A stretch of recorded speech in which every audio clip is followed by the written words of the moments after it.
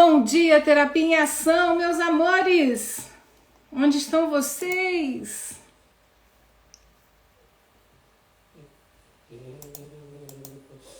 Cadê vocês, gente? Onde é que tá Tuz? Cadê vocês, amores? Bom dia! Bom dia, meus amores! Bem-vindos! Eu querendo pôr uma musiquinha aqui que eu fico sem barulho aqui no meu ouvido. Eu não fico bem. Deixa eu pôr uma musiquinha aqui. Nosso YouTube. Bom dia, flores do dia. Bom dia, queridas. Bom dia. Vamos chegando. Gente, ó, eu só percebo que eu tô sem batom quando eu ligo a câmera, não é? A pessoa só percebe que tá sem batom quando liga. Só que acho que hoje o batom nem tá... Ah, está, o batom está por aqui. Bom dia. Vou passar meu batomzinho com vocês, gente. Já virou, tá começando a virar, como é que fala? Tradição, né? Ah, não acendi a luz hoje, ó. Tô toda doida. Acender a luzinha. Passar um batom. Bom dia, Ana. Ah, passando um batom que a gente merece, não é? Só percebo que eu tô sem batom, gente, quando eu ligo. Aqui, pessoa. Acordei cedo hoje, gente. Acordei cedo, cedíssimo. Acordei 6 horas da manhã de Portugal. 6 horas da manhã de Portugal. 2 horas da manhã aí do Brasil, né? 2, 3, 4, 5, 6, isso. 2 da manhã do Brasil. Hoje eu acordei 6 da manhã de Portugal. Fiz tanta coisa já de manhã. E estudei pra caramba, né? Fiz algumas coisas aqui que eu precisava fazer e fiquei bastante feliz. Ontem eu fiquei motivada um pouco com a pergunta da Shirley no final, né? Tentando, que ela colocou, então, mas como é que a gente resolve todas essas questões? Como é que a gente faz? E como é que a gente entende melhor como que isso acontece? Como é que isso acontece? Como é que faz com que a gente... Vamos falar então aqui melhor, né? Ontem nós falamos dos vínculos, né? Da geração de vínculos seguros, né? Pessoas que têm vinculação segura, pessoas que têm vinculação ansiosa e pessoas que têm a vinculação de afastamento, a vinculação de rechaço, não é? Aquelas pessoas que têm o distanciamento no vínculo. Então, eu quis... trazer hoje algumas explicações, né, de como e por que tudo isso é feito, porque foi um pouco essa a pergunta da Shirley, né? Então, como é que acontece? Então, significa que os nossos pais erraram, a influência dos nossos pais. Então, a gente vai ter a vinculação evitante, a vinculação ansiosa e a vinculação que a gente chama da vinculação sadia, né? Que é essa vinculação segura. E por que que isso é tão importante, tão determinante para a saúde mental das pessoas, da população? E como é que, de fato, né, quando a Shirley perguntou, então significa que os nossos pais não cuidaram bem da gente? E aí eu trouxe uma explicação que não foi superficial, mas foi dentro do tempo que a gente tinha, explicando sobre... a questão que às vezes você tem um pai e uma mãe extremamente amorosos e que te dão essa vinculação segura, mas esse casal, essa família está passando por um estresse, né, por problemas de estresse grave, situações ambientais, periculosidade, e isso afeta o estado da mãe e do pai emocional. E a criança, por estar altamente vinculada, ela sente, né? E ela sente, inclusive, que aquele pai e aquela mãe não estão, não por desamor, mas por conta do estresse, muitas vezes acabam não ficando com atenção plena sobre essa criança. E aí eu resolvi trazer para vocês parte do embasamento teórico do estudo que eu vou trazer para vocês, que é do livro. Eu vou dar o livro para vocês, se vocês quiserem comprar esse livro. Ele é muito bom para as compradeiras de livro aí, né? que é O Mito do Normal. Essa é uma das nossas bibliografias de base, de um médico chamado Gabor Mate. E a história dele é muito interessante, né? A história dele é muito interessante. Eu até peguei aqui para poder falar um pouquinho da história dele, para vocês entenderem por que esse cara se tornou o que ele se tornou, e como foi para ele. Eu tinha separado aqui, foi pro fim do livro, eu quero o início do livro. Aqui, isso aqui, ok, sim, isso aqui que eu quero. O livro dele. Bom dia, meus amores. Esse livro, né, que fala do mito do normal, ele fala, esse médico, ele fala muito sobre o apego, né, e a autenticidade.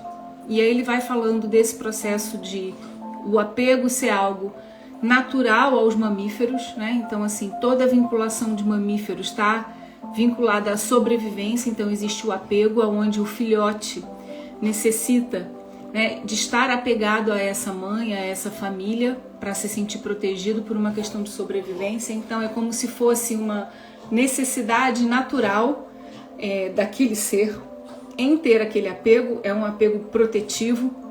E esse médico, eu vou contar um pouquinho a história dele, que eu acho que eu não consigo mostrar a foto, mas ele inicia esse livro com uma pintura. Eu vou tentar mostrar para vocês, peraí, vamos ver se eu consigo, e eu acho muito interessante. Vamos fazer hoje um aulão interativo. Será que eu consigo virar a câmera? Acho que consigo, vamos ver. Olha essa pintura aqui, vocês estão vendo? Olha que interessante, é a mãe desse médico, né, do Gabor Mate, que é o autor do livro. E olhem bem para a expressão do rosto dessa criança, tá? Aqui em cima é a foto original, que a mulher vai ampliando, a mulher dele vai ampliando para poder fazer a pintura num tamanho maior, tá vendo? Então, tem aqui a mãe e ele. E a gente vai analisar o olhar dessa criança, né? É uma criança com um olhar triste, amedrontado, né? Um olhar terrificado, né? E aí a gente vai entendendo. Vocês gostaram? Vocês conseguiram ver bem a foto? Deu certo? Vocês conseguiram ver a foto do livro? Aqui. Falem parabéns se deu certo. Deu? Enquanto vocês me respondem aí para eu ficar tranquila. E aí ele explica aqui, ó. Ah, que bom. E ele explica aqui. Uma pintura feita pela minha mulher, Rai, a partir de uma fotografia minha em 1944. Então a fotinho tá no canto superior esquerdo. Com 3 meses. Ao colo de minha mãe, Judite. A estrela amarela que ela tem, tinha uma estrela amarela que eu acho que eu não frisei isso para vocês, mas eu posso mostrar. A estrela amarela que ela tem é a marca da vergonha que os judeus da Hungria, como de outros territórios ocupados pelos nazis, eram obrigados a usar. Rai capturou bem o ar assustado e o medo nos meus olhos de bebê, tá? Então eu vou mostrar aqui a estrela, tá? Vou mostrar de novo para vocês a imagem. Gosto dessas coisas interativas, vamos lá. Então aqui, ó. Tá vendo aqui, gente? A estrela amarela, né, na pintura, que a mãe dele carregava. E o olharzinho dele bem assustado, né? Então, deixa eu botar pra cá, de volta. Então vamos entender por que eu tô trazendo esse tema para vocês. Porque a explicação que eu vou trazer hoje sobre trauma vai ser um pouco mais profunda, né, do que normalmente a gente fala aqui nas nossas lives abertas aqui do Terapia em Ação, mas faz todo sentido para a gente entender esse tipo de vinculação que a gente estudou ontem. A vinculação segura, né, a vinculação evitante e a vinculação ansiosa, tá bem? vai explicar muito bem e vocês vão entender o mecanismo de nascimento do narcisista, tá? Vamos prestar atenção aqui, gente, porque hoje é aulão profundo. Você vai sair transformado daqui. A forma de você ver o mundo, ver os seus pais, ver a sua história, vai sair diferente. Fora isso, tem um convite para você. Eu ainda tenho vagas para o grupo VIP, né? 360 VIP, de alunas para a metodologia Cura 360. E essas 25 pessoas que vão entrar, porque eu já tenho 15, vão caminhar comigo, vão ter um acompanhamento especial para o desenvolvimento das técnicas, tá?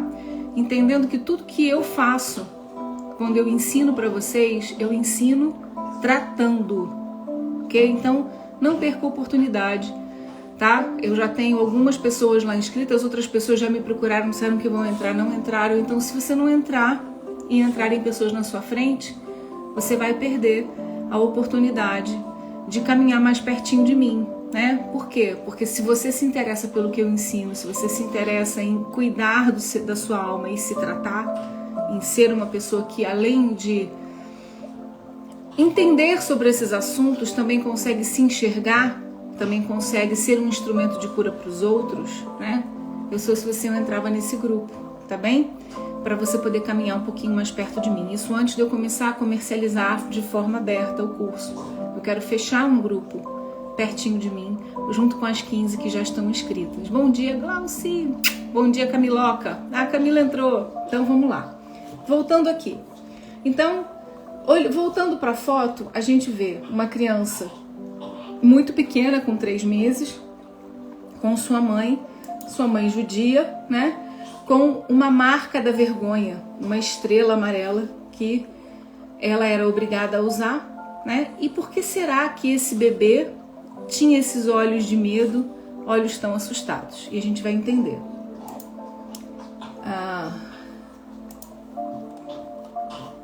Quero passar aqui para a história dele. Me conte essa história, vamos lá.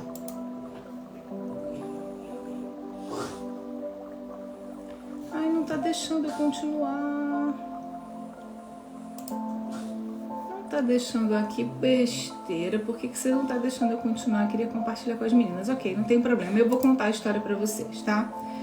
Ele, então, nasceu na época da guerra, acho que foi em 1942. Nessa época, eles moravam na Hungria. Os avós, nessa fase que ele tinha 3 meses, os avós, os pais da mãe dele, já estavam em Auschwitz. 1 mês e meio, 2 meses depois, esses avós foram mortos em Auschwitz. Por sorte, ele e a mãe conseguiram sobreviver. Foram levados para uma outra parte do país, num lugar escondido, onde ficaram por um tempo num prédio, mas que aquele prédio não tinha a menor condição para ele ficar. Então essa mãe, por amor, pega ele, uma senhora católica, leva ele para a família dele, que estava no outro lado do país, e ele fica então 4 meses sem ver a mãe. E quando ele volta a ver a mãe, né, que a mãe consegue sair daquele lugar que ela estava escondida e consegue se livrar da pressão da guerra e tudo mais, ele tem um processo de rejeição à mãe. Então ele fica distanciado da mãe. Ele fica tão magoado por aquele distanciamento que ele não consegue se conectar mais àquela mãe, tá? E aí a gente pode começar a ver, então, essa criança, por conta de um estresse traumático profundo, de afastamento da mãe, por conta do que, gente? De uma guerra, né? Ele começa a criar o que, gente? O sistema de vínculo evitante. Por quê? Porque eu não quero que você me abandone nunca mais, tá? Então, é a mesma dor, né, que o ansioso sente, o evitante sente. Tá baseado no mesmo sistema de trauma, tá? E aí você diz assim, poxa, mas não aconteceu nada com ele, né? Ele teve, até o primeiro ano de vida, disenteria, passou fome, passou frio, passou o distanciamento da mãe, porque a gente imagina que era um tempo de guerra, ok? Então toda essa insegurança social, tá? E aí a gente vai ver como que isso, né? O nível de estresse da família. A mãe amava muito ele, né? Então tem uma parte no livro que tem uma carta. Quando ele tinha 14 meses, ela escreve uma carta dizendo: filho, eu quero que você nunca saiba os horrores da guerra pelo qual nós passamos, né? Você era muito pequeno, espero que você não se lembre e acho que você não lembra de nada do que nos aconteceu. Foi tão terrível, que bom que passou, que bom que você tá comigo e que a gente pode estar juntos. Isso foi o diário dela. Ele pôde perceber depois de muitos anos, né, que essa mãe sofreu tanto quanto ele. Mas as marcas que aquilo causou nele, né, por conta desse trauma, do estresse, das pressões psíquicas, por conta desse estresse emocional, esse abandono da mãe, mesmo sendo por alguns minutos, causa também essa rejeição? Depende, acho que por minutos não, né? Assim, depende da necessidade da criança naquele momento, tá? Porque esse estresse que ele tem, esse trauma, é um trauma muito profundo, porque não é só, Fafá, o fato de ficar longe da mãe por alguns minutos. Porque às vezes eu tô longe fisicamente da minha mãe por alguns minutos, mas a minha mãe tá por perto. O clima é seguro, entende?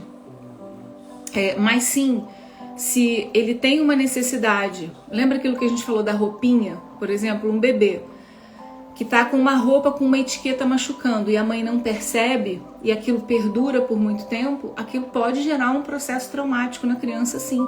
Uma sensação de que essa mãe não consegue suprir, né, a necessidade básica de proteção. E aí o cérebro cria realmente a sensação do abandono ou da rejeição, tá? Isso acontece.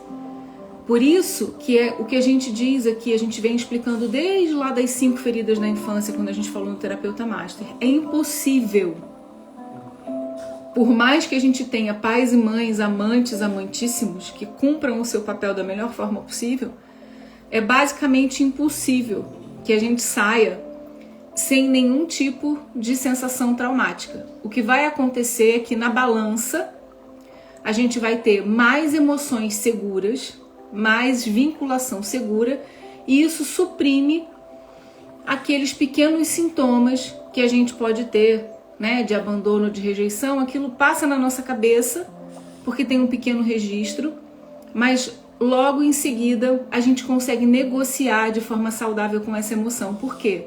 Porque fomos ensinados a verbalizar o que sentimos, a expressar as nossas emoções. Eu vou explicar esse mecanismo aqui para vocês entenderem, vai ficar bem tranquilo, e o que eu tô trazendo para vocês, gente, é parte mesmo do conteúdo do Cura, tá? Óbvio que a gente vai aprofundar lá, mas aqui a gente vai entender um pouquinho disso. Nesse livro O Mito do Normal, o Gabor explica que o grande problema é que o trauma, ele é tratado de forma individual, e o trauma não é individual. O trauma e a saúde mental não é um processo individual, ele é um processo social e normalmente, né, ele tem a sua linha multigeracional, tá? Então, o problema da toxicidade que a gente encontra hoje na sociedade, por exemplo, uma mãe nos Estados Unidos, tem um dado aqui que ele traz no livro, que ele diz o seguinte: 25% das mulheres americanas precisam voltar ao trabalho em 2 semanas depois de ter os seus bebês. Não porque elas amam trabalhar, mas porque se elas não voltam em 2 semanas, elas não recebem. Não recebendo, elas não botam comida em casa. Aí é segurança social. A mesma coisa aqui em Portugal. Aqui em Portugal não tem o tempo de licença maternidade que a gente tem no Brasil, 6 meses, tá? Aqui em Portugal você tem que voltar rapidamente para o trabalho, porque você pode até ficar de licença, mas você não recebe. Isso a gente chama de insegurança social. O Estado não garante, né, que a mulher possa ficar em casa o tempo necessário para cuidar do filho. para dar segurança, tá? E a gente sabe que o tempo não é 6 meses. A vinculação segura, ela é feita em torno de 2 anos. Uma criança precisa da presença da mãe, principalmente da mãe, tá? Então, olha a sociedade que nós estamos criando por conta do estresse e das pressões sociais. Por conta do quê? Das pressões da vida, da cultura tóxica que a gente vive, no sentido da não proteção da maternidade, das mães terem que ter ido para o mercado de trabalho, né? Hoje em dia uma casa sobrevive ou só com o salário da mulher, quando a mulher é sozinha, ou com o salário do homem e da mulher. Então, os dois precisam voltar para o mercado de trabalho. E as políticas, né, sociais não ajudam que essa mãe possa ficar em casa fazendo esse vínculo seguro. E no caso do Dr. Garber, então ele diz o seguinte: quer ser bom em alguma coisa, tenha muitos traumas, né? E eu achei muito interessante ele dizendo isso, porque tudo que o trauma cria nesse nosso sistema de menos-valia vai gerar em nós uma compulsão, um vício, tá? E esse vício pode ser diversos tipos de vício.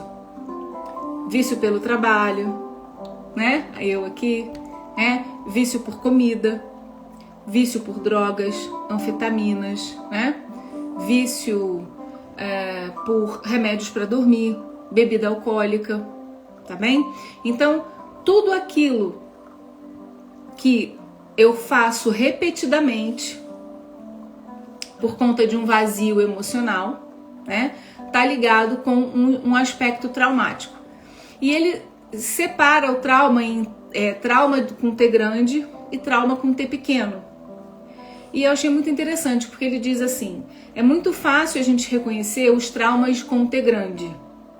Traumas com T grande, pessoas que voltam com estresse pós-traumático de guerra, abuso sexual, né? Violência doméstica, sequestros, guerras, né? Pessoas que passam pelo que muitas pessoas estão passando agora, êxodo, né? Por conta da miséria, né? Então as pessoas estão buscando e aí se separam da família, precisam abandonar os filhos, perdem a família no meio do caminho. Tudo isso são traumas com T maiúsculo. E ele traz também a importância dos traumas com T minúsculo, que são justamente essas questões que nós estávamos falando aqui. São essas pequenas despersonalizações que vão acontecendo por conta da adaptação do dia a dia. Então, o que ele fala aqui? O que traz para uma pessoa uma vinculação segura? Tá? O que traz a vinculação segura? Eu vou colocar aqui, mas deixa eu ler primeiro o que a Cleide escreveu. Quando retornei ao trabalho após o término da minha licença maternidade, meu filho tinha febre alta e nada era diagnosticado. Até que o pediatra diagnosticou como depressão infantil devido ao afastamento. Exatamente, Cleide. É isso aí. E isso gera um trauma emocional, tá? E a gente meio que é obrigado, né, nesse processo, a voltar ao trabalho. Tem mães que podem optar por não voltar, né? Mas não é a maioria das mulheres da sociedade. A maioria das mulheres da nossa sociedade atual não tem muita opção. Elas precisam voltar. Umas precisam voltar para manter a casa, outras precisam voltar porque construíram dentro delas uma identidade de valor baseada no trabalho delas. Então, se eu não estou no meu trabalho, eu não sou ninguém, né? Então, mas isso é um menor número, porque a maioria das mães sofrem muito, né, Cleide? Você pode dizer a sua experiência, por serem obrigadas a retornar ao trabalho, deixando os filhos pequenos, às vezes com menos de 6 meses, né? Ou com 6 meses, 7 meses em casa. Então, vamos falar aqui, vou explicar para vocês o que ele chama de uma pessoa que tem vinculação segura. Uma pessoa que tem vinculação segura, ela não é desprovida de situações desconfortáveis, tá, Fafá? Como eu disse aqui. Mas, no geral, elas conseguem manter o quê? O apego, né? O apego saudável e o sentido de autenticidade. tá? E o que é esse sentido de autenticidade? É poder expressar livremente o que eu sinto. Então, por exemplo, ele dá um exemplo muito simples no livro. Imagina que eu sou mãe e tenho um filho de 3 anos. E na minha casa, aí ele chama isso de trauma multigeracional. E na minha casa, quando eu era pequena, tinha muita gritaria. A minha mãe gritava com meu pai gritava com a minha mãe. Era muito assustador quando as pessoas manifestavam raiva. Era muito agressivo. As pessoas não tinham inteligência emocional para conversar sobre o que sentiam ou expressar sua raiva de uma forma que não fosse agressiva. Essa mãe, essa menina cresce e vira mãe, digamos que sou eu. Aí eu tenho um filho. E aí, esse filho quer um biscoito antes do jantar. Quer abrir o pote de biscoito antes do jantar. O que acontece? A mãe diz não. Eu vou lá e digo não. Ao dizer não, aquela criança tem um ataque de raiva. Ok? Porque ela está sendo autêntica com o que ela sente. Então ela tem um ataque de raiva. O que essa mãe faz? Ela ajuda a criança a se autorregular? Ou essa mãe que é traumatizada com a expressão da raiva faz? O que ela vai fazer? Ela vai reprimir a raiva. Ela não vai ajudar a autorregular a raiva. Percebe a diferença? Então, quando essa mãe diz assim, para com isso, engole o choro, você não pode sentir assim, você não pode sentir raiva. Raiva é feio. Raiva é uma coisa muito feia. Eu não vou mais falar com você enquanto você estiver falando assim. Essa mãe vai e fica brava e faz o quê? Uma repressão. Por quê? Porque ela passou por situações agressivas e ela não suporta manifestações de raiva, tá? Ao não suportar manifestações de raiva, ela não desce à altura da criança e diz, como a Shirley já ensinou na comunicação não violenta, né? Ela não baixa ali para falar com a criança e diz, tudo bem, eu entendo que você está sentindo raiva. É raiva que você está sentindo? Ensinar a criança a nomear o sentimento, né? E aí ela vai lá e diz, eu entendo que você está com vontade de comer a bolacha agora. Mas se você comer a bolacha agora, você não vai jantar. E se você não jantar, você vai ficar fraco, você não vai ter os nutrientes. Mas vamos fazer uma negociação. Você janta e depois do jantar eu te dou uma bolacha. A mãe não consegue fazer essa autorregulação emocional. Ela faz com que a criança sinta que ela é inadequada para ser amada. Por quê? Porque ela vai e diz, você não pode sentir raiva, isso que você sente é feio, você é feia quando faz isso. E o que essa criança começa a fazer? A perder a sua autenticidade. Ela perde conexão com a sua autenticidade, com aquilo que ela sente. Ela passa a não saber o que sente. Ela se desconecta do sentir emocional, das suas próprias características, do seu próprio temperamento. Ela se dissocia para não sofrer. E ela entra num processo adaptativo para quê? Para não perder o apego. Porque ela não quer perder o vínculo do apego com a mãe. E isso que a gente explicou aqui, gente, acontece todos os dias, na maioria das casas. Inclusive aconteceu nas nossas. Né? Nós como filhos. E para quem é mãe, para quem é tio, eu não sou mãe, mas eu sou tia, eu já fiz isso com os meus sobrinhos. Quando eu não tinha a noção da profundidade, nem sabia, né, que esse tipo de comportamento não é o comportamento que ajuda a criança a se autorregular, mas ajuda a criança a se despersonalizar, assim como nós nos despersonalizamos. Toda a espontaneidade, então imagina, aquela criança que é super aparícia, que gosta de dançar, que já chega fazendo teatro, aí o pai... Minha mãe fala, não deixa de ser ridículo, para com isso, que coisa ridícula, né?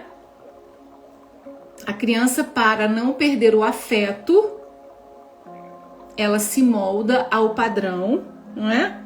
E aí ela faz então o que, gente? Uma desconexão dos seus instintos. Por quê? Porque o que na verdade é essa autenticidade?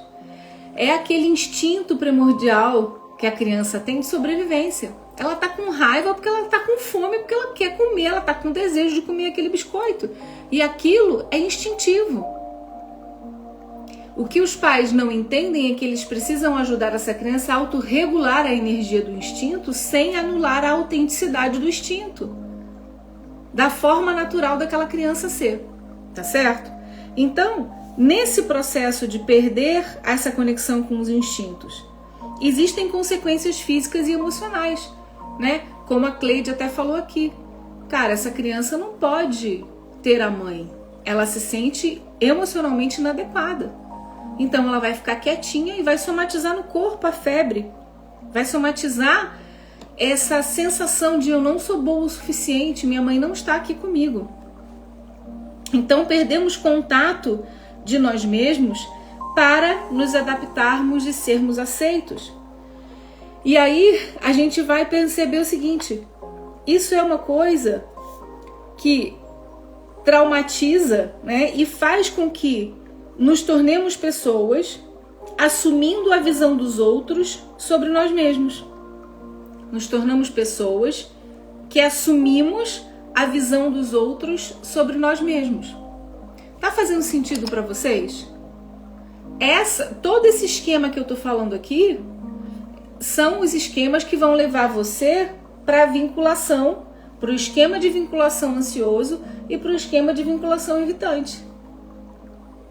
Tá? Um é na sofreguidão de ter aquilo que não tem, na política do afeto, e o outro dizendo, ok, eu vou fingir que não quero, que estou no controle, para pelo menos me sentir mais poderoso e no controle da situação, porque o ansioso não tem controle da situação.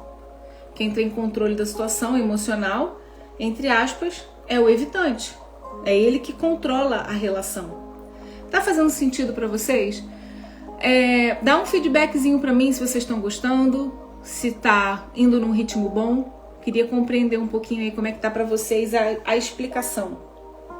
Como é que tá aí, gente?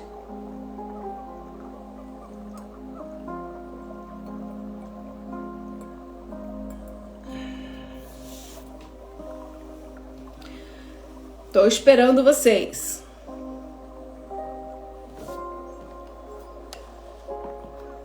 Falem comigo. Ai, a Glaucio colocou aqui muito boa. Tá indo num ritmo bom, né? Não tô atropelando. Beleza, tá? E aí, agora que a gente explicou um pouquinho sobre a autenticidade, eu quero explicar sobre o apego. Por quê? Porque o senso de si mesmo, ele é a junção da autenticidade mais o apego saudável, né? Então o apego é a força que une dois seres para unidos, né, cuidar da continuidade da espécie. Por isso que tem o apego entre mãe e filho. Porque o bebê não sobrevive sozinho. Ele precisa da mãe, ele precisa do pai para sobreviver. Ele precisa de cuidado. Por isso, existe uma força natural, uma necessidade natural de apego. E esse apego também é violado das formas mais obtusas, por conta do quê? De teorias que nós vamos aqui refutar e temos refutado, como, por exemplo, a comunicação não violenta, e outras linhas que agora de cuidados com as crianças que vem surgindo. Mas os profissionais da década de 70, de 60, de 80 tinham uma visão, por exemplo, da birra, né? A criança tá fazendo birra, deixa ela sozinha, né? E ainda diz o seguinte, olha, enquanto você estiver fazendo birra, eu não falo com você. Prende a criança no quarto, né? E diz, eu só volto a falar com você quando você fizer o que eu estou mandando, tá? Então, os pais acham que estão educando, né, como eu disse, mas na verdade tá tirando da pessoa a sua autenticidade e quebrando as regras de contrato do apego, que é o apego saudável, ele é incondicional, certo? Então, eu amo você e cuido de você porque você é meu filho, porque você é meu sobrinho, porque você está sob o meu cuidado. Mas o que você está sentindo, apesar de autêntico, a gente pode modelar. né? Ok você sentir medo, ok você sentir raiva, mas vamos juntos regular essa emoção, aprender o que fazemos com o medo, aprender o que fazemos com a raiva, né? Então, queremos que as crianças nos obedeçam apenas por obedecer. Ao fazermos a criança obedecer por obedecer, estamos programando elas, né, para serem robóticas, para se desconectarem cada vez mais da sua autenticidade. Essas obediências é que nos colocam em perigo real. Presta atenção, gente. As obediências cegas é que de fato nos colocam em perigo real. Já parou para pensar nisso? Aquela pessoa mais boazinha, mais obediente, é a que mais perdeu a conexão de si mesma. É a pessoa que se tornou cabeça e se desconectou do corpo. Quanto maior o nível de trauma na área do apego, mais desconexão com o corpo, mais conexão com a mente. Mais desconexão com o sentido de viver, mais anestesia corporal, anestesia no sentir, anestesia no prazer, tá? Então, ao exigir e ao bater palmas para a criança boazinha, nós estamos incentivando a adaptabilidade dela em agradar ao outro e não em se agradar, né? E aí nós criamos máscaras, né? Nós ficamos esperando desesperadamente que as pessoas nos curtam, que as pessoas nos aprovem. Nós ficamos esperando os likes, os views, né? Para nos sentirmos bem conosco. Não fazemos nada porque achamos que não temos os likes e os views suficientes, então nós não somos relevantes, né? Colocamos a nossa relevância nessas aprovações externas, né? Porque estamos separados. E ele faz também uma correlação profunda disso, né? Que do seguinte: quanto mais estresse, mais doenças psíquicas, mais doenças físicas. E aí ele trouxe um dado que eu achei muito interessante, que é o seguinte: as pessoas traumatizadas assumem a visão dos outros sobre si. E aí ele fala dos grupos sociais, né? Ele diz o seguinte: mulheres são os amortecedores da sociedade, tá? Então, o que ele quis dizer com isso? Mulheres sofrem toda essa pressão de ter que dar conta da família, ter que dar conta do marido, ter que ir para o mercado de trabalho, ter que ser boa mãe, ter que ser boa esposa, ter que ser atraente, né? Cuidar do bem-estar da sociedade, porque a mulher que é o ser social, enquanto o homem, né, fica numa posição um pouco mais protegida nesse aspecto. E aí a gente não está falando de grandes traumas, estamos falando dos traumas sociais.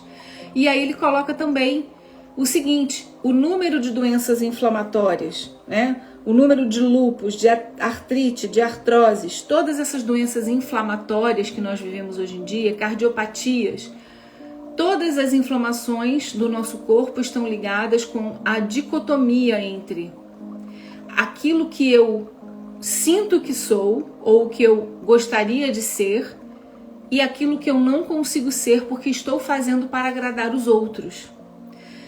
E ele fala também sobre a questão do racismo, né, dos negros, e ele diz assim: maior do que mulheres brancas com inflamações é o número de mulheres negras, porque aí junta racismo com o fato de serem mulheres.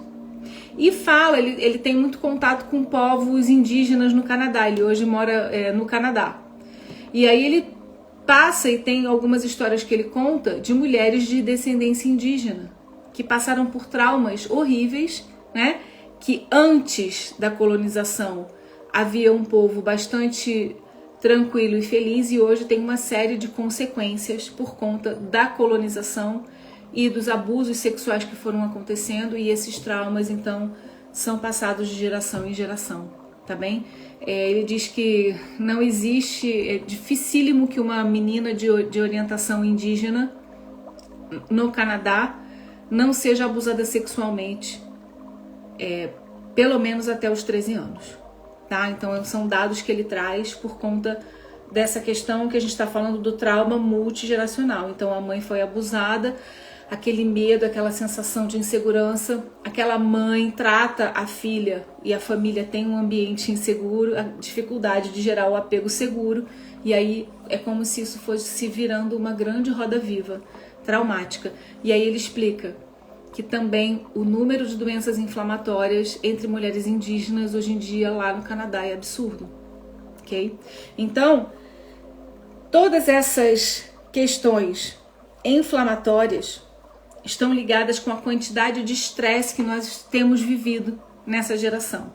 Sendo mulheres, ainda mais. Sendo negras, ainda mais. Sendo de classes sociais baixas, ainda mais. E tudo que vai fazendo com que a gente fique lá na parte dos amortecedores da sociedade, tá? Trouxe essa visão geral para vocês, para a gente construir aqui, ainda estamos no tempo, né? Um outro fator também que ele traz para as mulheres em geral e a questão da maternidade. Por que eu tô falando da maternidade? Porque o vínculo seguro se dá por conta da maternidade, né? Então a mãe tem um filho e ela precisa ter pelo menos aquele tempo de 2 anos com aquela criança próxima de si.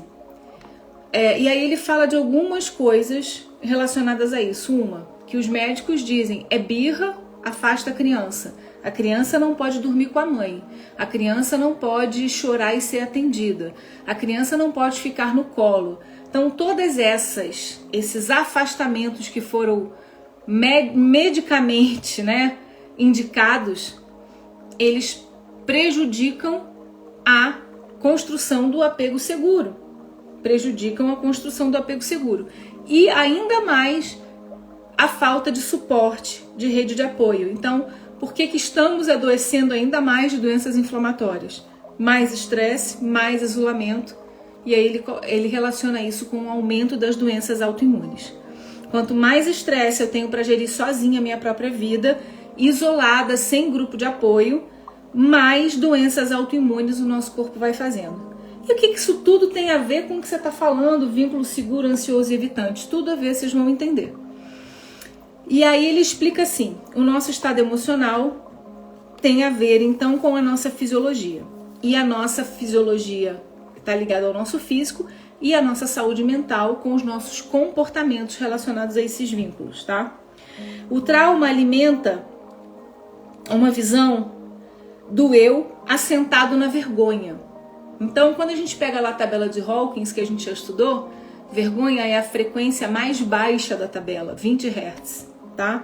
Então, toda vez que eu estou assentada num trauma, né, que eu estou vivendo uma situação traumática, uma sensação de insegurança afetiva, eu vou entrar na energia da vergonha. Então, pessoas com cicatrizes de trauma desenvolvem quase que uniformemente uma visão nuclear de si mesmas assentada na vergonha, uma autopercepção extremamente negativa. A consequência da vergonha está na perda da autocompaixão. Então, olha que coisa louca. Quando eu entro na frequência da vergonha, eu perco a compaixão por mim mesma, como se eu fosse culpada. Então, se eu estou envergonhada, né, foi porque eu mereci, foi porque eu provoquei aquilo. Então, eu perco a autocompaixão, né? E quanto mais grave for o trauma, maior é a perda da autocompaixão. Menos autocompaixão eu tenho de mim. Eu vou tentar justificar os meus algozes, eu vou tentar justificar que eu mereci aquilo que passei, tá? E vou continuar no processo de me punir com a falta de autocompaixão, né? E aí ele traz uma frase que eu achei muito interessante. Ele diz assim: Buda diz que a mente cria o mundo. Mas eu quero dizer para Buda, e ele fala isso, né? Que antes da mente criar o mundo cria a nossa mente. Presta atenção. Antes da mente criar o mundo cria a nossa mente. Então o que ele está querendo dizer?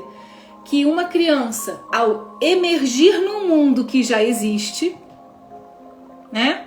não só a mente dessa criança cria o mundo, mas nesse primeiro instante da vida da criança, quem cria a mente da criança é o mundo, ok?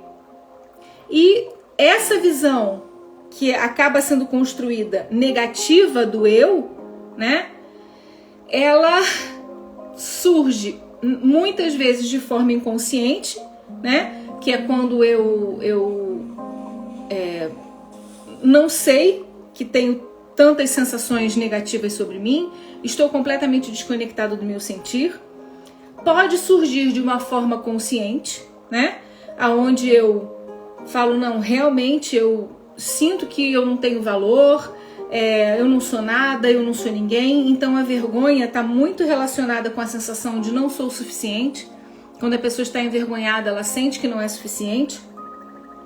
Mas, olha o pulo do gato, também pode se disfarçar do contrário, de uma elevada autoestima. Então, uma pessoa muito negativa, com uma visão muito negativa sobre si, muito traumatizada, muito sem autocompaixão, pode tentar disfarçar esse sentimento de menos-valia, que no ansioso fica muito claro, né? É muito claro que o ansioso não se sente seguro e digno, fica muito consciente esse comportamento, mas quem tem o comportamento evitante está, de alguma forma, disfarçando aquilo o que sente, essa baixa autoestima. E ele vai para o contrário, ele finge elevada autoestima, ele finge, inclusive, um certo distanciamento, uma sensação de que eu sou melhor do que todo mundo, de superioridade emocional. A armadura da grandiosidade é a negação das falhas pessoais para não sentir a vergonha que é esgotante. Então, para eu não sentir a vergonha que é esgotante, eu visto a armadura da grandiosidade, né? Nego as minhas falhas pessoais para não sentir vergonha. Então, esse autoengrandecimento é seguramente uma manifestação de ódio contra si mesmo, tanto quanto quem se autodeprecia. Chegamos aqui, nesse ponto primordial que fala da vinculação, né? Do estabelecimento da vinculação segura, da vinculação ansiosa e da vinculação evitante. Pegaram aqui comigo? Conseguiram entender que a raiz da demonstração da minha ansiedade ou da minha frieza e do meu distanciamento, na minha forma de me vincular, está ligada a esse apego que foi ferido, essa autenticidade que foi ferida, essa não validação do meu instinto de manifestar quem eu sou, de uma opressão para que eu me adaptasse a uma realidade que não é a minha, tá? Por conta de uma situação real ou não, por conta de situações de estresse ou não, mas aquela necessidade de não incomodar, de ficar quietinho, porque senão tudo vai desmoronar, porque eu sou responsável por isso. Percebem que tanto aquele que se coloca como grandioso, superior, magnânimo, incrível, tanto aquele que se coloca como ansioso, o pedinte, aquele que se sente sempre em débito, na verdade, estão manifestando ódio contra si mesmos, tá?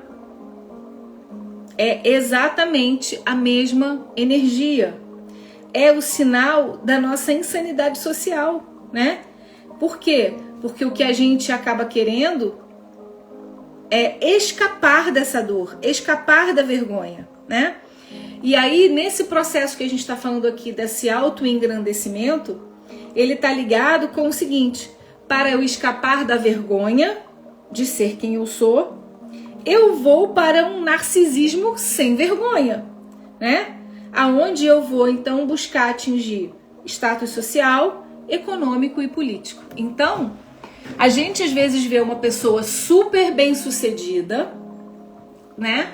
Lá na política, um milionário, mas é uma pessoa que é fria, que não consegue ter felicidade real. Por quê?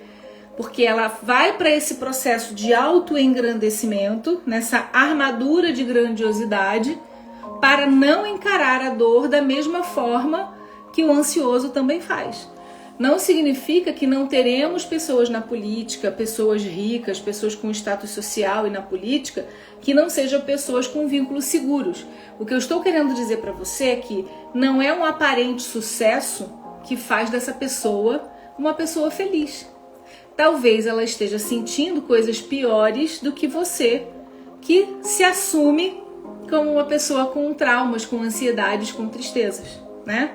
Aí tem uma frase que o povo adora dizer, né? Vai sofrer, rica pelo menos, porque você sofre em Paris, né? Eu não vejo muita graça nessa brincadeira, mas entende a analogia? Já que é pra estar na merda, pelo menos eu vou estar na merda em Paris. Esse é o pensamento, né? Da construção de uma pessoa que vai para a vinculação evitante com o desenvolvimento narcísico, ok?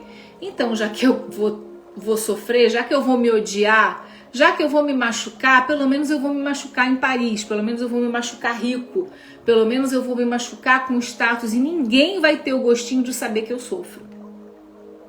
E quem vai fazer os outros sofrerem agora sou eu, tá?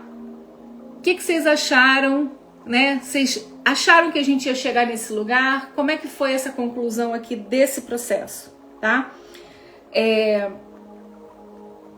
Finalizando aqui a nossa visão disso, perceber que a vergonha é igual a não se sentir suficiente, ela embasa tanto a lama quanto as altas posições sociais.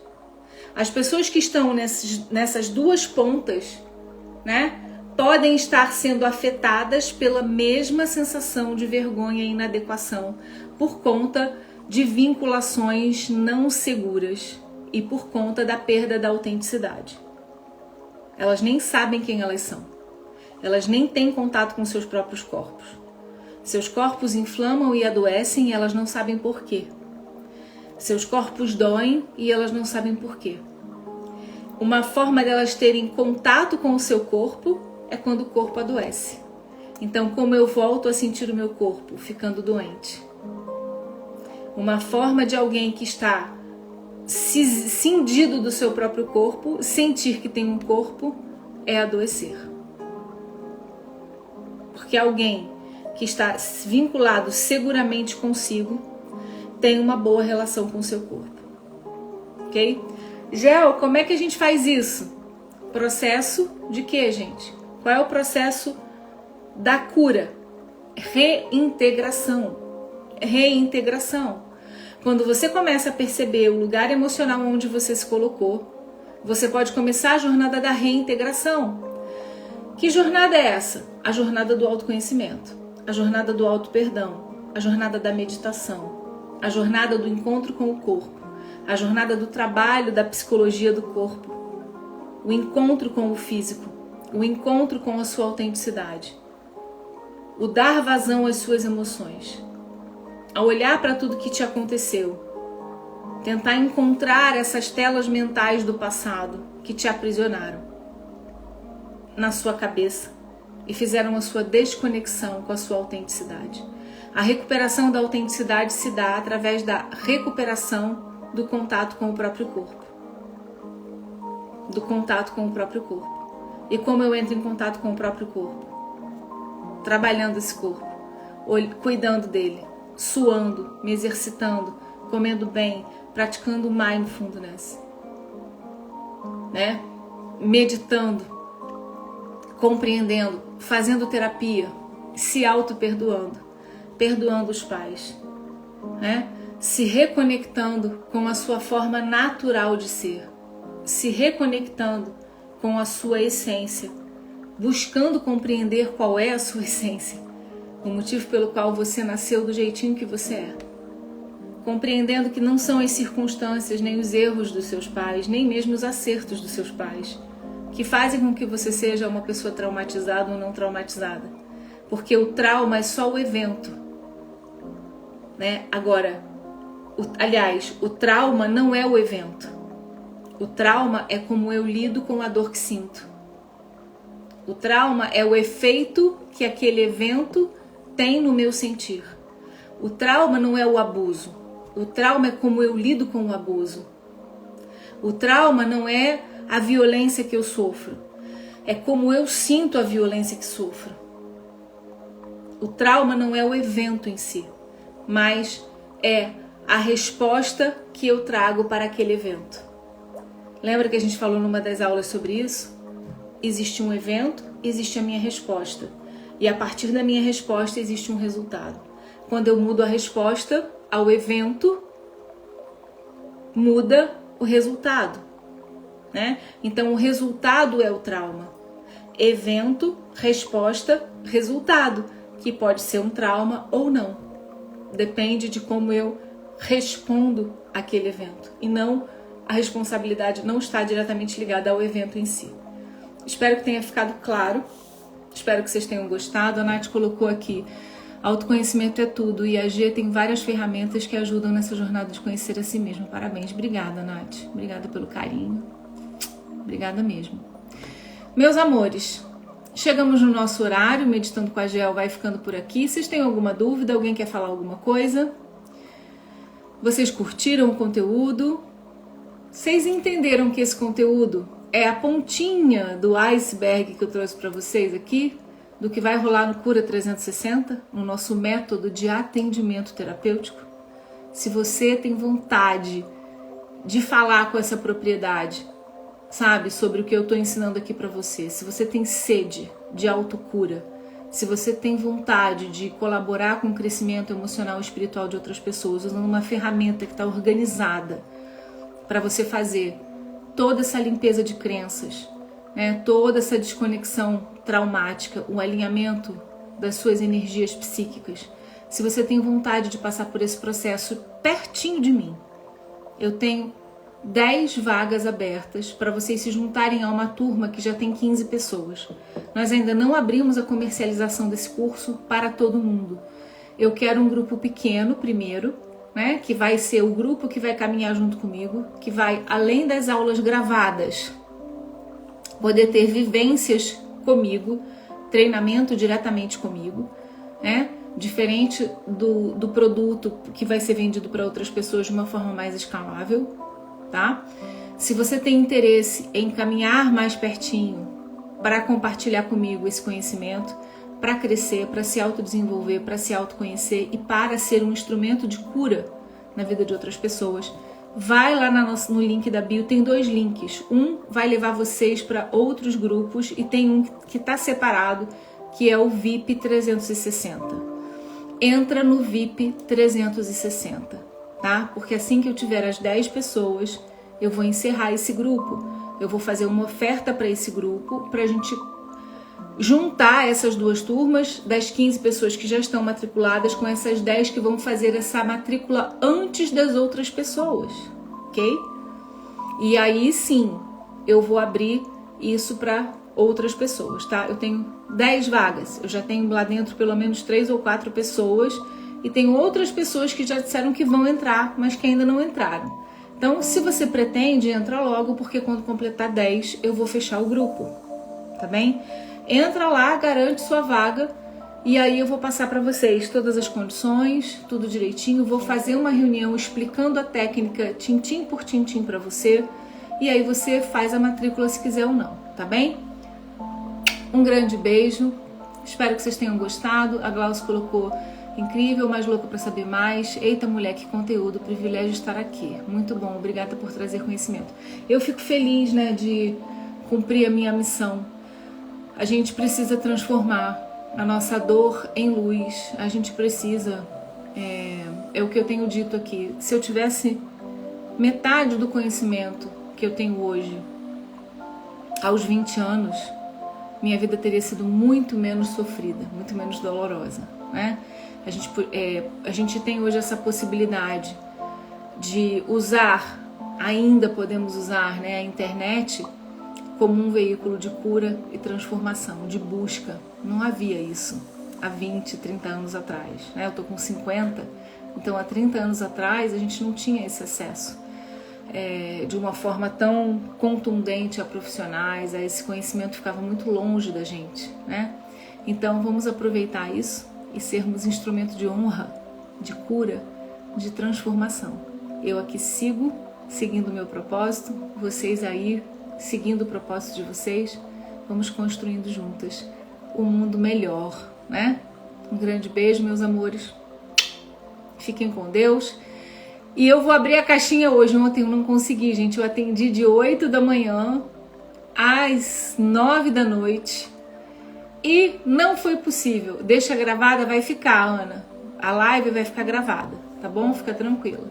Já vou deixar gravada. Se vocês puderem comentar, dar uma curtida e compartilhar com outras pessoas. É sempre bom contar com esse apoio de vocês, tá bem? Então, não deixem de entrar lá no grupo. Você que quer ser minha aluna, que quer estar caminhando comigo, junto com esse grupo que já está bem pertinho de mim. Então, vai lá, porque são 10 vagas para poder estar pertinho assim de mim, tá bem? Um grande beijo. Até amanhã. E essa semana a gente vai escolher um nome novo para o Meditando com a Gel. Vai lá mais tarde nos stories, tá bem? Ontem eu não consegui fazer, gente, porque foram mais de 12 horas de trabalho e eu não consegui fazer stories ontem, vou fazer hoje e vocês vão poder lá me ajudar a escolher um nome novo para o Meditando com a Gel. Beijo no coração de vocês, fiquem com Deus.